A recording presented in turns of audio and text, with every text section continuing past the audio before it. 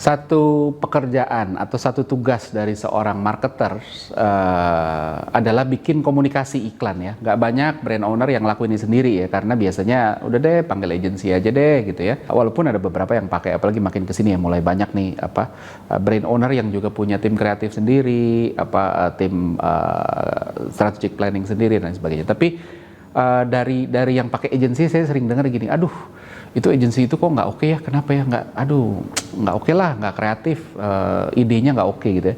Nah terus saya pernah ada di satu pembicaraan soal itu juga sama teman saya yang punya agensi.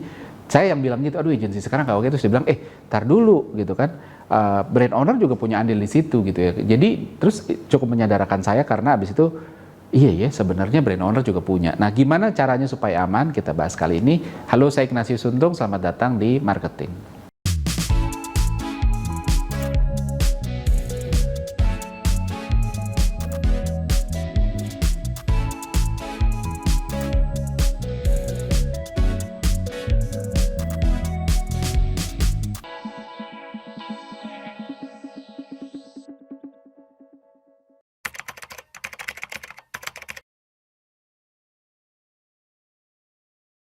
Berbicara soal komunikasi, bagus jeleknya message, iklan, atau apapun yang kita komunikasikan ya, itu bergantung juga sebenarnya, atau tidak bisa dinilai hanya outputnya doang. Aduh kok ceritanya gini ya, nggak oke ya gitu ya. Tapi juga sebenarnya ada kontribusi briefnya gitu ya. Analoginya, kita bikin analogi dulu. Misalnya analogi kita mau bikin lukisan. Ada beberapa skenario. Skenario pertama adalah kita panggil pelukis, nih saya mau bikin lukisan, ini kanvasnya gitu ya. Bikin apa aja deh, pokoknya yang bagus, saya maunya yang bagus gitu. Nggak ada definisi bagus, nggak ada spesifik mau lukisan apa gitu ya. Hasilnya cocok-cocokan akhirnya gitu ya. Kalau pas yang digambar sejalan sama yang di kepala aman. Kalau nggak sejalan, ya udah dibilang, wah jelek banget, nggak oke nih gitu ya. Padahal loh, mintanya kan yang bagus, tapi bagusnya versi saya sama bagusnya versi pelukis bisa beda. Skenario kedua yang sering terjadi juga, ada brief tapi nggak spesifik. Bilang, saya punya kanvas, tolong lukisin ya. Saya maunya gambar pemandangan gitu ya. Hasilnya si pelukis gambarnya gambar gunung. Ternyata yang minta itu maunya gambarnya gambar sawah. Balik lagi cocok-cocokan juga gitu ya. Nah, itu sering banget terjadi di perusahaan gitu ya, brand owner, apalagi kalau bukan orang marketing. Orang marketing aja sering banget yang nggak clear gitu ya. Nah, ada skenario ketiga, briefnya super spesifik. Dia bilang, nih, tolong gambarin, saya mau pemandangan, ada gambar pemandangannya gunungnya satu aja. Kalau dua kayak gambar anak SD, ntar gunungnya dua gitu ya. Tapi jalan tengahnya tetap ada jalan di tengah, ada sawah di kiri kanan gitu ya, ada kebunnya, ada tiang listrik, ada mobil lagi jalan gitu. Hasilnya ya yang gambar nggak bisa gerak, akhirnya jadi eksekutor aja. Akhirnya terus kalau jelek, ya itu kan idenya bapak yang minta semua detailnya. Jadi ini sering banget terjadi. Jadi bikin iklan ini susah-susah gampang, karena kalau kita terlalu terbuka, nggak ada brief spesifik, yang ngerjain juga susah gitu. Mau ngomong bilang bagus yang apa, yang mau diomongin apa gitu. Tapi ketika super spesifik, dia juga nggak bisa bergerak gitu ya. Nah itu problem pertama. Jadi harus clear maunya apa, spesifik tapi nggak super spesifik, supaya ngerjain itu tetap masih punya ruang untuk kasih perspektif yang brand owner itu nggak lihat gitu ya. Karena memang sering banget, saya pun sebagai marketer, kalau suruh ngerjain brand sendiri, aduh susahnya ampun-ampunan. Karena kita tahu terlalu banyak, sehingga kita kehilangan perspektif konsumen, karena kita udah duduk sebagai produsen. Nah, problem kedua adalah kalau nggak dia terlalu brand centric, dia malah terlalu consumer loose. Brand centric artinya apa? Komunikasi what to say-nya nggak relevan dari sisi konsumen gitu, cuma relevan dari sisi brand. Jual kecap lah ya, paling bagus, paling terpercaya. Ininya feature-nya belum ditunjukin, benefit-nya belum, cicilannya belum, harganya belum, harga coretnya belum, dan lain sebagainya. Jadi semuanya tentang brand, tentang produk gitu ya. Konsumen nggak ngerti dan nggak ngerasa, karena terlalu banyak gitu yang mau disampaikan gitu ya. Bikin nengok aja enggak gitu ya. Dan nggak relevan, itu yang brand centric gitu ya, dan itu sering juga kasusnya terjadi. Atau yang consumer loose gitu, bikin, wah yang lagi tren apa ya, yang lagi tren ini misalnya apa ya, lato-lato, yuk kita bikin lato-lato ya, padahal produknya nggak ada hubungannya sama lato-lato.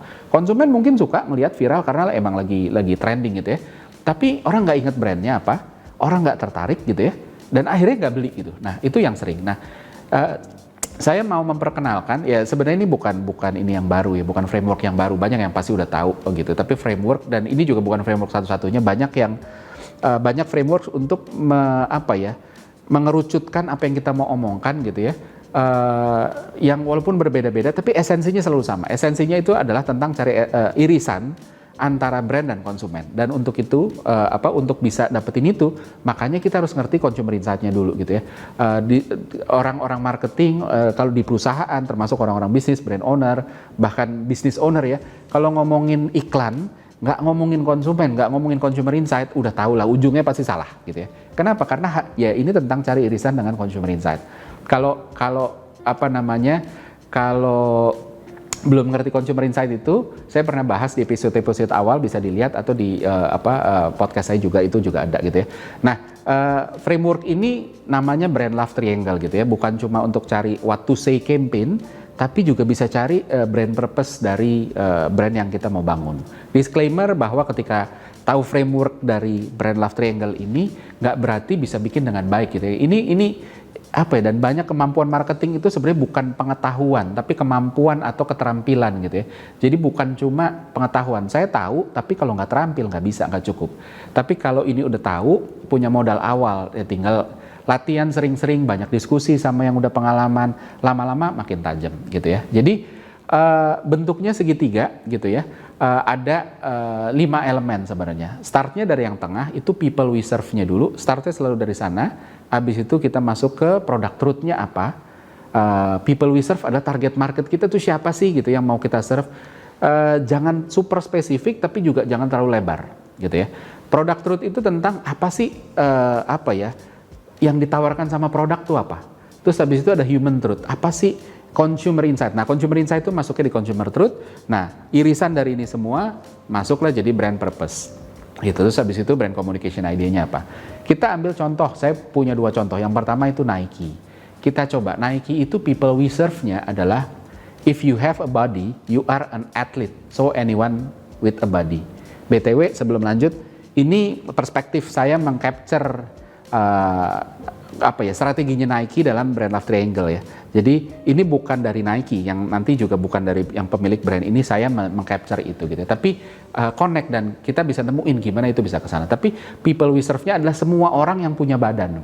Ketika kita punya badan, kita adalah atlet gitu. Jadi ya semua orang gitu loh. Semua orang ya punya kebutuhan somehow untuk punya sepatu yang enak untuk dipakai olahraga, kan kurang lebih gitu.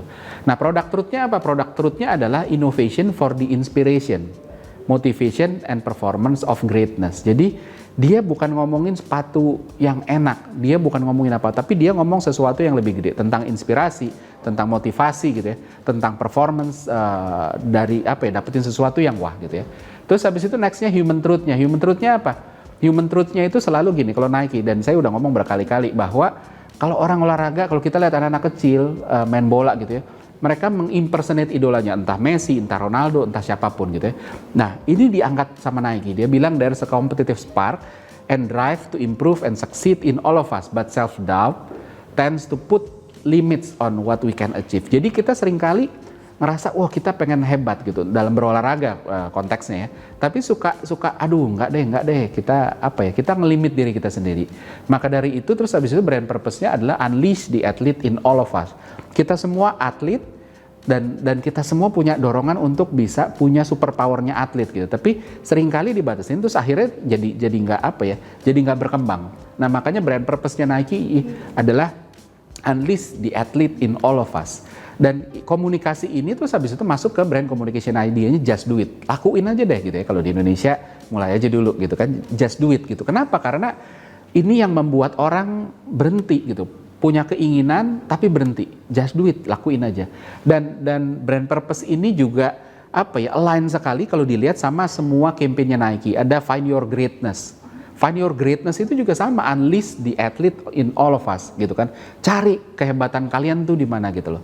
Terus habis itu juga mereka punya yang sama Colin Kaepernick itu kan ngomongin soal believe in something even if it sacrifice everything. Itu juga tentang unleash the athlete in all of us. Jadi ketika kita jadi atlet, ketika kita berpikir sebagai atlet, maka kita akan udah all out aja gitu. Dan itu konsisten karena itu tadi brand purpose-nya juga udah kuat gitu. Nah, ini satu contoh gimana ketika kita clear dengan dengan brand love triangle-nya, structure pondasinya ya, apapun yang kita bangun di atasnya itu jadi lebih mudah dan lebih masuk akal karena ketika nyambung ke sini. Nah, maka dari itu ini jadi penting. Terus contoh kedua ini Omo Persil, kalau Indonesia itu Rinso. Sebenarnya ini brand yang sama ya, cuma di negara yang berbeda namanya berbeda. People we serve-nya, target marketnya adalah loving mom who want to fully enjoy their kids development. Jadi ibu-ibu yang ya pasti mereka mau nyuci, namanya produk deterjen ya, tapi mereka juga family mom lah ya. Jadi ibu-ibu yang peduli sama anak-anaknya. Itu target marketnya. Oke, selanjutnya produk truth-nya gitu. Produk truth-nya adalah power to clean even the stain kids made gitu. Jadi kids make gitu ya. Jadi ya apapun gitu yang bikin orang jadi kalau ibu-ibu nyuci itu kan apa sih noda-noda paling membandel gitu ya. Itu yang mau di-address dan salah satu yang masuk itu adalah baju kotornya anak-anak. Nah, human truth-nya ini nyambung gitu. Human truth-nya adalah cleaning kids stain is a hassle, but I don't want to stop my kids from getting dirty. Nah, jadi human truth-nya itu ibu-ibu tuh kayak paling sebel itu ibu-ibu tuh suruh nyuci baju anaknya. Yang paling sering diomelin itu anaknya, bukan suaminya, bukan nih bapak kotor banget sih, kalau bapak-bapak biasanya kerah kan ya. Kotor banget kerah, enggak gitu. Anak-anak yang paling diomelin. Dan bukan masalah kerah, tapi masalah ada tanah, ada lumpur, ada tinta, ada cat segala macam, itu dia. Tapi ibu-ibu karena tadi loving mom dan family mom gitu ya, akhirnya mereka juga sebenarnya mengangkat insight bahwa ibu-ibu ini nggak mau bikin anak-anak jadi nyetop anaknya, karena insight-nya bahwa mereka sadar anak-anak tuh semakin nyobain macam-macam, main tanah, main cat segala macam, main tinta, itu sebenarnya bentuk eksplorasinya dia, bentuk belajarnya dia gitu. Jadi nggak mau di stop, jangan deh gitu. Tapi gimana ya gitu, nyucinya jadi susah gitu. Nah, jadi saya mau highlight gini, di Human Truth, di Consumer Insight itu selalu formatnya adalah ada statement, terus ada ada tapinya, terus baru gitu. Karena itu sesuatu yang saya mau ini tapi ada ininya. Jadi Consumer Insight atau Human Truth di format ini selalu ada kayak gitu. Yang tadi Nike juga ada batnya. Saya pengen hebat, punya superpower seperti atlet, tapi saya seringkali menahan diri saya gitu. Jadi ada batnya. Nah, sehingga balik lagi ke Rinso ini, brand purpose-nya adalah to champion children's development through play without constraint. Kalau dilihat begini doang nggak nyambung, kayak ngapain Rinso ngomongin soal children development? Ini kayak brand purpose-nya sekolah, produk pendidikan dan lain sebagainya. Tapi itu tadi gitu loh. Karena mereka mau bikin orang-orang, anak-anak tetap bisa main gitu ya, tanpa dia kesulitan untuk nyuci. Maka dari itu brand communication idea-nya adalah dirt is good, kotor itu baik gitu ya. Dan ini jadi menarik karena di twist kotor itu kan ya nggak pernah baik gitu ya, tapi di twist kotor itu baik itu jadi sesuatu yang menarik. Jadi itu tadi. Nah, ketika kita punya brand love triangle seperti ini, balik lagi komunikasinya juga jadi ajak, jadi nempel gitu. Jadi buat konsumen juga iya nih make sense dan lain sebagainya gitu. Nah, penting banget makanya untuk marketers, brand owner, business owner untuk tahu ini. Kalau ininya dikuasai, apapun yang kita bangun di atasnya jadi lebih mudah. Nah, seperti biasa ada kuis. Pertanyaannya sebagai berikut.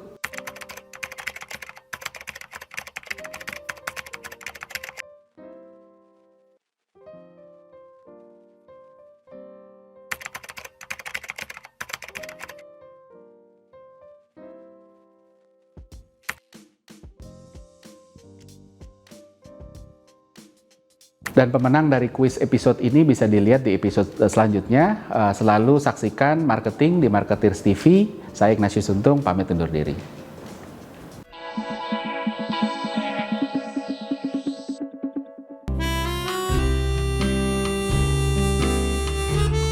Gimana? Seru-seru kan videonya? Kalau suka, jangan lupa komen dan like ya. Masih banyak juga nih video-video yang keren-keren lainnya, gitu kan? Dan jangan lupa subscribe juga Marketers TV di sini nih.